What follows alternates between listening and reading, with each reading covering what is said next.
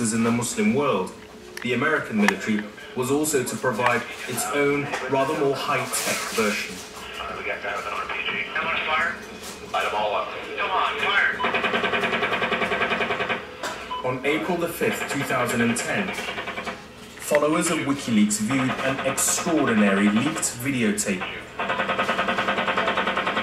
showing the merciless slaughter of 12 civilians in a Baghdad suburb that had occurred some 3 years previously. We'd been out on patrol, and these Apaches were providing overwatch for us. Oh yeah, look at those dead bastards. Nice. 2-6, Crazy Horse 1-8. Good shoot. Thank you. Bushmaster, Crazy Horse 1-8. Do we have a black bongo truck picking up the bodies? Request a message to engage. We heard the Apaches open fire. 1-8, clear. Come on.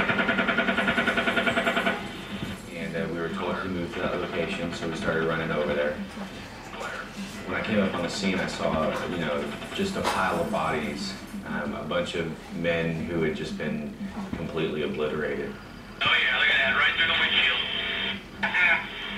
And I heard a crying coming from the van. And when I looked in, I saw a little girl with a belly wound and glass in her hair and in her eyes. Hey, I need to get the brass to drop ramps. I got a wounded girl. Will you take her up the mile? Next to her, laying half on the floorboard with his head resting on the bench seat, was a little boy with a huge wound to the right side of his head. And I started screaming out, "The boy's alive, the boy's alive."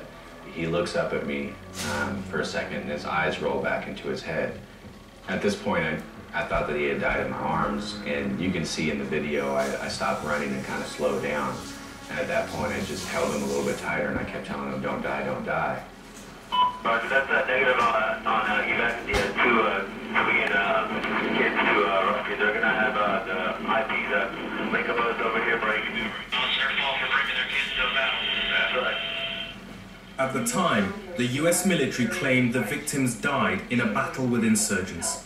But now, for all the world to see and hear, there was no battle, no insurgents, just US soldiers picking off unarmed civilians. 2 of the dead were Reuters photographer, 22-year-old Namir Nur al-Din, and his driver, Saeed Chamak.